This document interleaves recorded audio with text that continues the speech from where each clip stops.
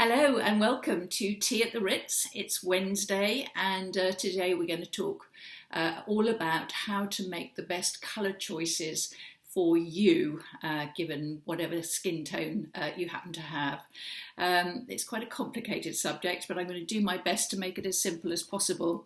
I had a lovely treat just now. There's a knock at the door. At the moment, with us all confined to barracks, so to speak, knocks at the door are usually about a postman delivering me something. And lo and behold, this is a complete surprise. I got this fantastic 500-piece puzzle with the cheeky little faces of my grandsons on. My daughter's obviously had that sent to me, so I'm not seeing them at the moment, but I'm going to have the pleasure of creating a puzzle and being in close contact with how their faces look, even though I can't actually see them. So that's a great delight. And a great delight also is to introduce colour into your life in whatever way you can. There was a time, quite a long time, when I lived a very corporate life, and in that life, colour was a bit of a taboo. The whole idea was to look serious, authoritative, and I don't know, more intelligent, I suppose, but the colours that I tended to wear in that life were grey, navy, black, dark colours, often accessorised with white, but the colour palette was extremely limited, and I chose that because, as I said, I was often in a room full of men wearing suits of those colours, and I wanted to blend in and be seen as part of that group. So I made these very conservative colour choices. Since I've got older, I've realised that one of the ways to actually differentiate myself from others is via colour. And it's also, as I talked a little bit about this yesterday, we're under enormous pressure to move younger. So this whole thing about ageless style, the pressure on us to be as young and as we possibly can in how we come across, but there's an equal pressure on us to be age appropriate. And those two things are what we have to navigate, really. And colour is one of the ways that we can navigate it very successfully, in my view. Now, this winter, I noticed that there were an awful lot of women walking around wearing padded jackets, very similar to this one that I've got. I've had this for ages, this jacket. So it's black, and as I say, these coats were ubiquitous this year. I'd go out, and very, very, very, very many of the women that I saw of my age walking around would be wearing a black padded jacket like this. Now, the trouble with black when you're older is that it tends to drain all life from your face. It creates hollows, and because it's reflecting this colour up onto your face, instead of looking more youthful, you actually look more haggard because the hollows that you have on your face become accentuated. Now this year, I managed to find this absolutely gorgeous red coat. It doesn't come across on this screen at all as the right colour. In fact, it looks quite scarlet as I'm looking at it. But in reality, it's a lovely cherry red. And it's absolutely perfect on me. I got so many compliments wearing that coat this year. People would say, "Oh, I love your coat, that's really gorgeous." And it's because it's this lovely cherry red and it really suits me. And of course, it makes me look vibrant and bright, and I think, therefore, more youthful. So, what about colour? Now, first thing to say is you can wear any colour that you choose under the sun. It's a free country, it's a free world, and why wouldn't you? If you like yellow, wear yellow. If you like, brown, wear brown. But the thing is that if you do choose the colours which are particularly successful with your skin's undertone, then that yellow will look better on some people than others. And this is the point of colour, not that you can't wear certain colours, but that certain colours will complement your skin tone better than others, and therefore you'll look nicer. And you're likely to get more compliments from other people, because if you are wearing the right colour, you've got something that you put on, and every time you wear it, somebody will say to you, "Oh, you look nice today. Oh, that colour looks lovely on you. That really suits you. And that's because it is suiting the undertone of your skin. So what is this undertone of skin thing? Well, we know that skins vary in colour from porcelain white all the way through very dark black.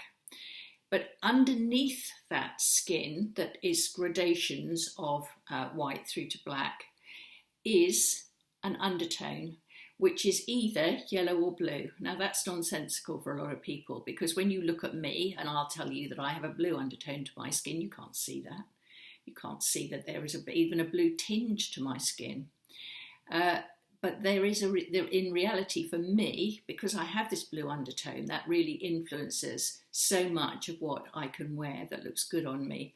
And if you have a yellow undertone to your skin, then again, you would tend to suit colours that are awful on me and don't work for me at all. I'll illustrate that in a second or two. Does hair colour matter? Does eye colour matter? Well, I think it does. I've got one daughter who's got very sort of Titian coloured hair, you know, that strong red, quite dark red. She's got very dark brown eyes, and she is absolutely classically what's called autumn or warm-toned.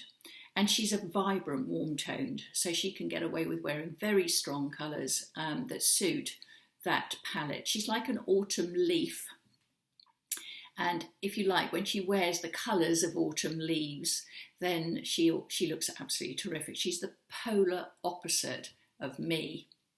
My younger daughter, Susie, has blonde hair and green eyes and is also warm-toned. So brown eyes, green eyes, warm-toned, but my younger daughter is a summer.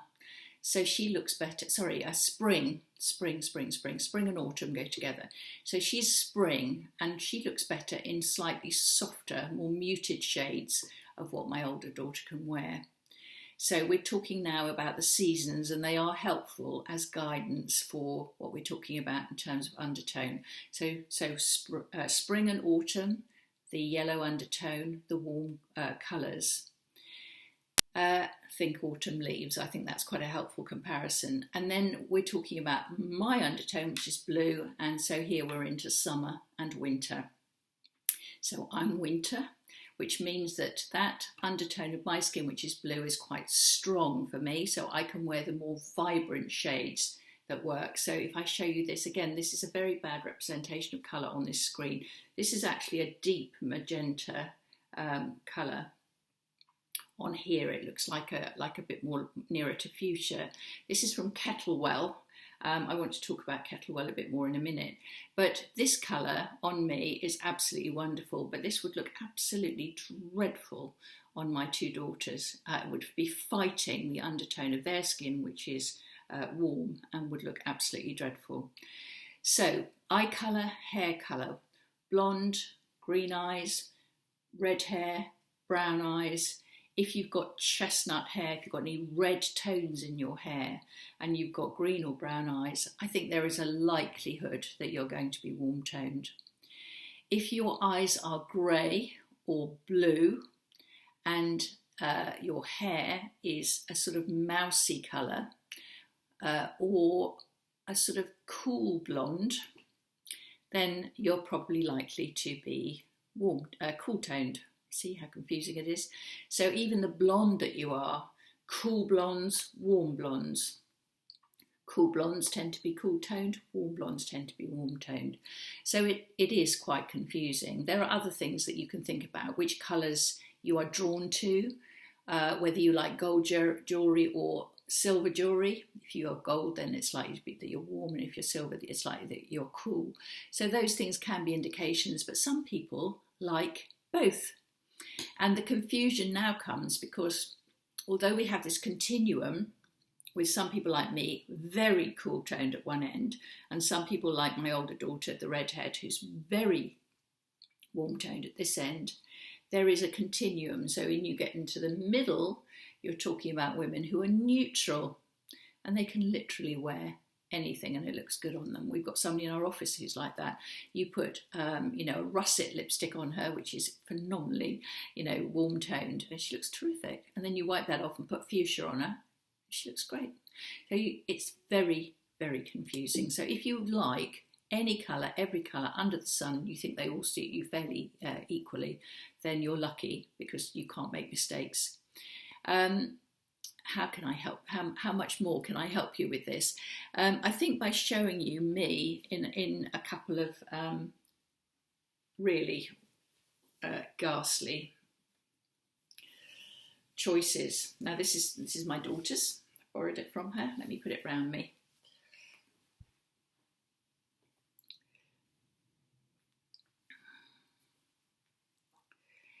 So this is rust, a sort of rusty brown colour, and it's really the opposite of what works on me as a cool toned person.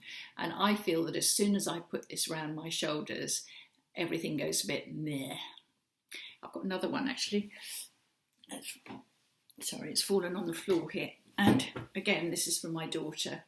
And this has got even more, you know, it's got the yellows in and all that kind of thing. So let me sort of keep that completely draped around me. This is what you need to do really. So I'm in front of a big mirror. If I took all my makeup off so that I wasn't, I mean, this is fighting my lipstick for a start, but if I wasn't wearing any colours on my face and I started to drape these scarves around myself, I might be able to see quite quickly that that is a no-no on me, that these colours are just awful. So if I put that with that, and now I change to the colours that do suit me. So here we go, the magenta scarf, and this is one of my favourites from Paul Smith, scarf. So suddenly these colours just make all the difference, and they are completely different on me in terms of what they're doing to my face. So I immediately look healthier. I look happier for a start. I feel really unhappy in those colours. One year, the rage was for mustard. It was in the shops everywhere. It was a long time ago. And I bought a mustard jumper, and it was quite expensive. And I put it on, and about 10 minutes later, I'd take it off. And I never wore it. I would always just decide that it wasn't quite right today. And then in hindsight, I realised that the problem was that actually it was really fighting everything about my colouring, and it just didn't work. So when you do get it right, it does make an enormous difference. Now, how can I help you if you're still undecided? Well, as I said, first thing, compliments. Which items in your wardrobe get the most compliments? Have a look at the colour there if you're not sure. Are you drawn to gold or silver jewellery? That's quite another good indication. Are you happier when you're wearing yellows, rusts, browns, yellowy greens, scarlet colours in red, creams, all of those shades? Do they really perk you up? Or does pure white look good on you, and fuchsia, and any shade of pink really, and those warm reds, and so on? Are you drawn to those? So that they're good indications of the kind of undertone of your skin. The other thing to say is that there are certain colours that are kind of crossovers. So navy suits everybody.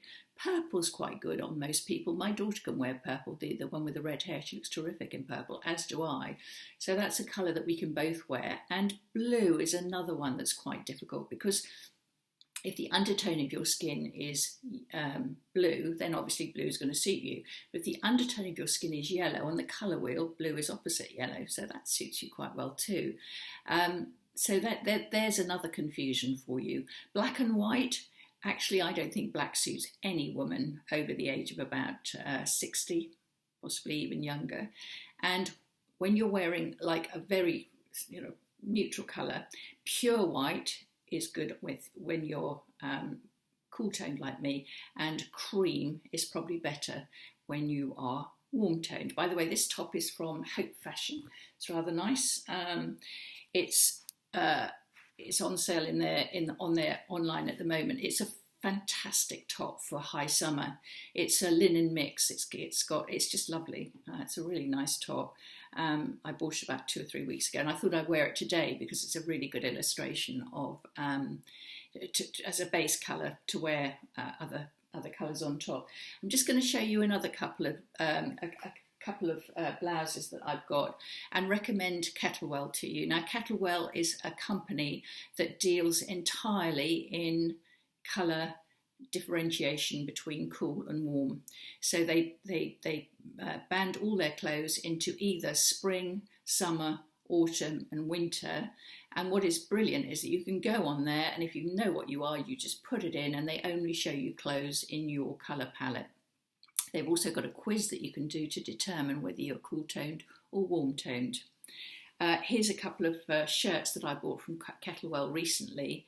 They're a sort of heavy, silky material, and I bought the pink and the blue. I'll be wearing those in future videos, I'm sure. And this is the blouse that I've been showing you this week from Pizookie, with all of my kind of wonderful colours in, but it's got some surprising colours in as well. Orange, which I can't wear normally, but it's just touches of those colours. The body of it is that wonderful blue that really suits me. So I hope that was helpful to you and made a lot of sense, and I haven't confused you even more. If you do have problems with colour and choosing, maybe you've got a style consultant in your area who can help you.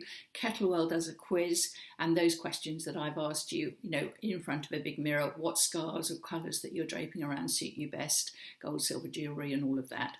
Now, I know it's a complicated subject, and I hope I've helped you a little bit anyway to understand, the importance of wearing the right colour, but also how we do vary according to whether we're cool or warm-toned. And I'm just going to finish with, if your hair has gone white or grey, does the undertone of your skin change colour too?